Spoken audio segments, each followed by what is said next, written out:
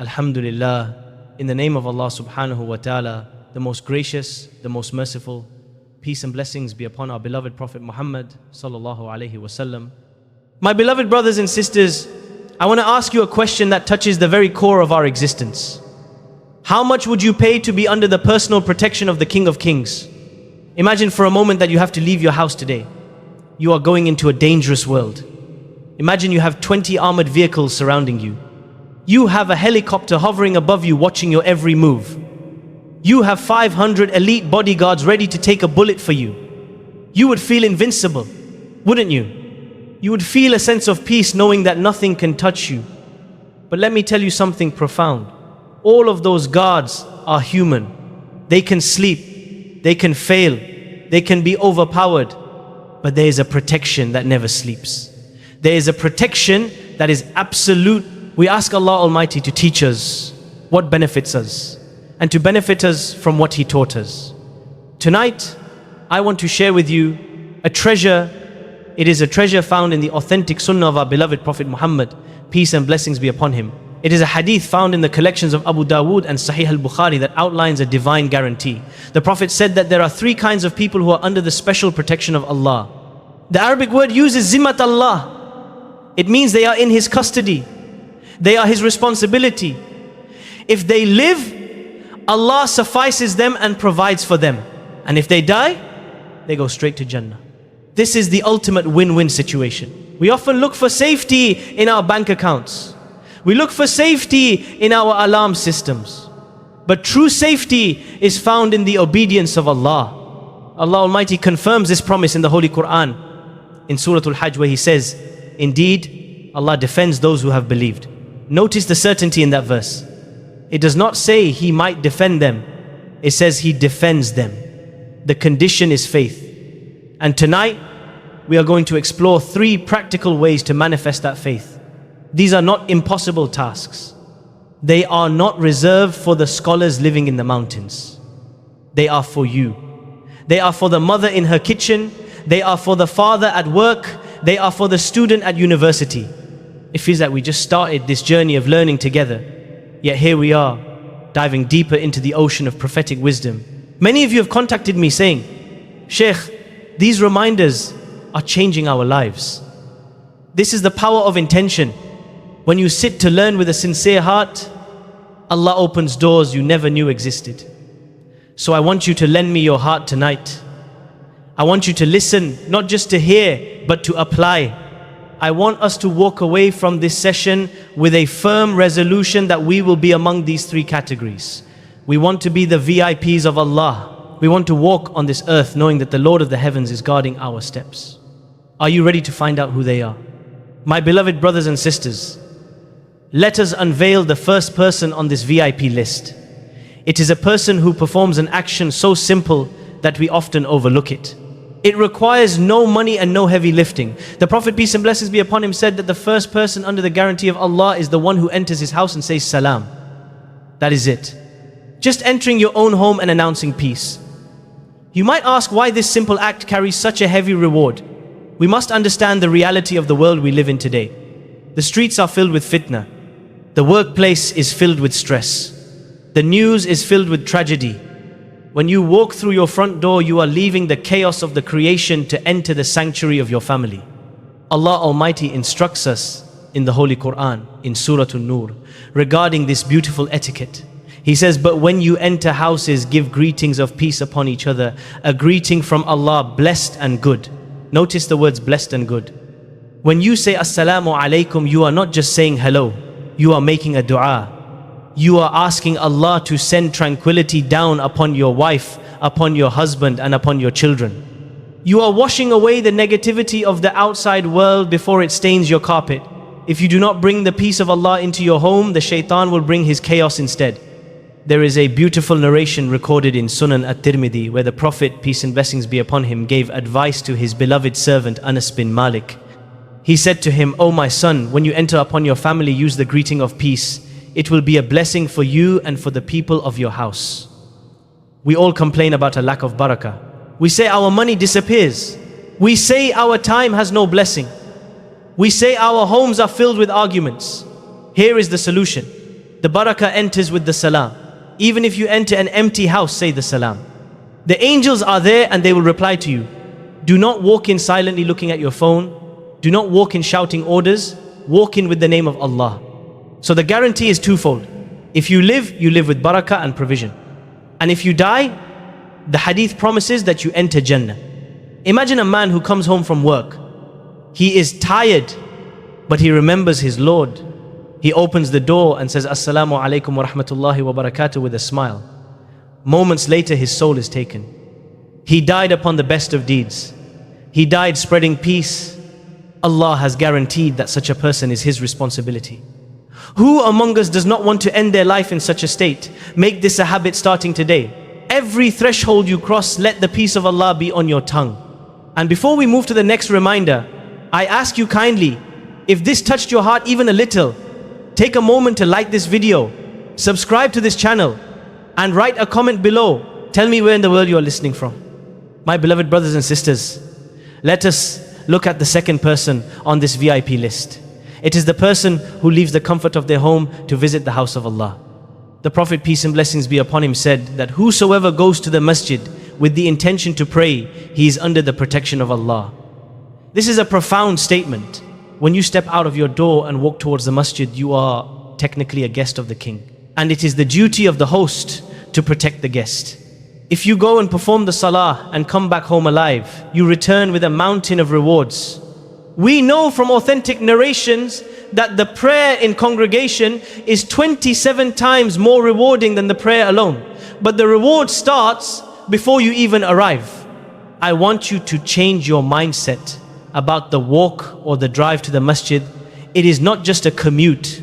It is a spiritual purification. The Prophet, peace and blessings be upon him, asked his companions a beautiful question. He said, shall I not tell you about something by means of which Allah erases the sins and raises the status? They said, yes, O Messenger of Allah. He mentioned taking many steps to the masjid. In another narration, he explained that for every step you take, one sin is erased and one rank is elevated. Imagine walking 100 steps. That is 100 sins wiped from your record. That is 100 levels raised in Jannah. Why would we miss this opportunity? We live in a busy world. We are distracted by our jobs and our businesses. But Allah praises a specific group of men in Surah An-Nur. He describes them as men whom neither commerce nor sale distracts from the remembrance of Allah.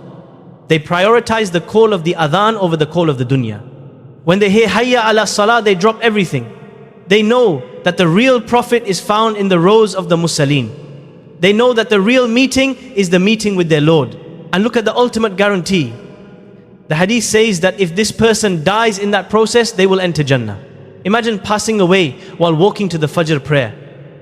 Imagine your soul leaving your body while you are in sujood in the masjid. There is no better ending. You died while fulfilling the purpose of your creation. You died while under the security of Allah. This is why the hearts of the believers are attached to the masjids. They find peace there that they cannot find in their palaces. So my dear brother, make a commitment today. Do not let the masjid be a place you only visit on Fridays. Make it your second home. Walk to it with hope. Walk to it with love. And know that with every step you are walking under the dome of Allah's protection. My beloved brothers and sisters, we now arrive at the third and final jewel on this blessed list. We have spoken of the first two, and today we reach the pinnacle. The hadith states that the third person who lives under the absolute guarantee and protection of Allah is the one who goes out in the path of Allah. In the general context, when we hear the phrase path of Allah, our minds immediately go to the highest sacrifice. We think of the one who strives for jihad to protect the deen, the one who stands on the physical borders guarding the ummah. This is indeed a noble and high station, but I know exactly what you might be thinking right now. You might say to yourself, Sheikh, look at me. I am an accountant sitting in a cubicle. I am a taxi driver dealing with traffic, or I am a university student buried in books. How can I possibly reach this level every single day? I cannot go to the battlefield. Does this mean I am excluded from this special protection? Is this guarantee only for a select few? This, my brothers and sisters, is where the beauty, the vastness, and the mercy of Islam shine the brightest. The Prophet Muhammad, peace and blessings be upon him, did not leave us to despair. He taught us that the path of Allah is wide enough to include the sincere struggles of our daily lives. Let me share with you a narration that should fill your heart with immense hope and change the way you view your Monday morning routine. One day, a man passed by the Prophet, peace and blessings be upon him, and his companions. This man was distinct, he was strong, he was energetic, and he was bursting with vitality and muscle. He was clearly a man of power and capability. When the companions saw him, they felt a deep sense of regret. They looked at his physique and said, "O Messenger of Allah, if only this strength and energy were used in the path of Allah." They assumed, as many of us do, that because he was rushing to work for the dunya, his effort was wasted. They thought that sweat shed for a paycheck was separate from sweat shed for the Creator. The Prophet, peace and blessings be upon him, immediately corrected their thinking. He wanted to shift their paradigm from a narrow view of worship to a comprehensive view of life. He gave them and us a completely new definition of striving. He said, if he is going out to earn a living for his young children, then he is in the path of Allah. Subhanallah. Think about the weight of that statement. Every morning when your alarm rings and you are exhausted, but you wake up anyway. Every time you fight through rush hour traffic.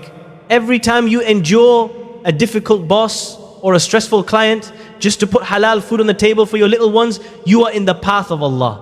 You are not just a worker, you are a worshipper. That exhaustion you feel at the end of the day is not in vain. It is recorded as a good deed. He continued and said, and if he goes out to take care of his old parents, then he is in the path of Allah. Perhaps you are working extra hours not for yourself, but to buy expensive medicine for your mother, or to pay the rent for your father, or to ensure they live their elderly years in comfort and dignity. If you are serving them, driving them, and spending your earnings on them, you are walking under the banner of divine protection just as surely as a soldier on the frontier. He did not stop there. He added a third category that includes almost everyone here. He said, and if he goes out to earn for himself so he can keep himself from begging others, then he is in the path of Allah. If you work simply to maintain your dignity, to be self-sufficient, and to ensure you are not a burden on society, this is beloved to Allah. Islam hates dependency. The hand that gives is better than the hand that takes. By working to stay independent, you are preserving the honor of a believer. Allah commands us in Surah Al-Jumu'ah to disperse within the land and seek from the bounty of Allah. Notice the connection here. He linked the prayer inside the masjid directly with the work outside the masjid. Both are acts of obedience if the intention is right. The prayer fuels the work, and the work sustains the believer to pray. So, my dear friends, do not belittle your job. Do not look at your daily grind as meaningless suffering. It all depends on your intention. If you reset your intention before you leave your house that you are doing this to support your family, to serve your parents, and to stay away from haram income, then you are a mujahid in your own life. When you step out of your door with that intention, you are entering the fortress of Allah's care. You are under the guarantee of the King. My beloved brothers and sisters, we have reached the end of this beautiful series. We have learnt about the 3 guarantees. We know that saying salam brings barakah.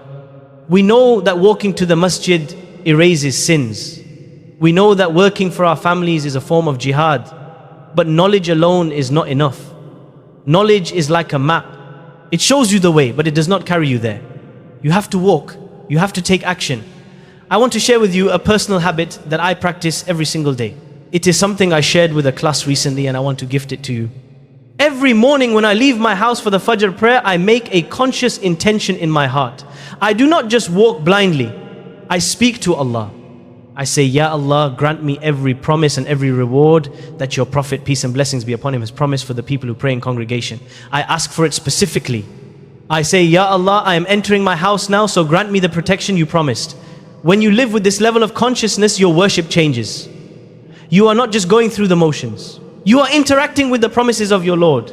You become excited to perform the deed because you know the reward is waiting. So I urge you to make a change tonight. Do not let this be just another video you watched. Do not let this be information that goes in one ear and out the other. We want to be the people who listen and apply. We want to be the people who walk under the protection of Allah until we meet Him. Imagine the day of judgment. Imagine standing before Allah and He asks you, my servant, why did you enter your house with salam? And you say, oh Allah, I did it because I wanted your protection. He will say, you have it. enter my paradise. That is the success we are chasing. I want to thank everyone who has supported this journey, to the team who works tirelessly behind the scenes, to you the viewers who share these messages. You are all part of this sadaqah jariyah. We are a family united by the love of Allah. Keep us in your du'as as we keep you in ours. Let us raise our hands and ask the one who holds our souls to seal our lives with the best of deeds. Anything good I have said is from Allah alone, and anything wrong I have said is from me, and the shaitan and Allah and His Messenger are free from it. Assalamu alaikum wa rahmatullahi wa barakatuh. Allahumma inna nas'aluka ilman nafi'an wa rizqan tayyiban wa amalan mutaqabbalan. Allahumma ahfadhna bil islami qa'imin واحفظنا بالإسلام قاعدين واحفظنا بالإسلام راقدين. O Allah, we ask you for beneficial knowledge, goodly provision and acceptable deeds. O Allah, protect us with Islam while we are standing, protect us with Islam while we are sitting, and protect us with Islam while we are sleeping.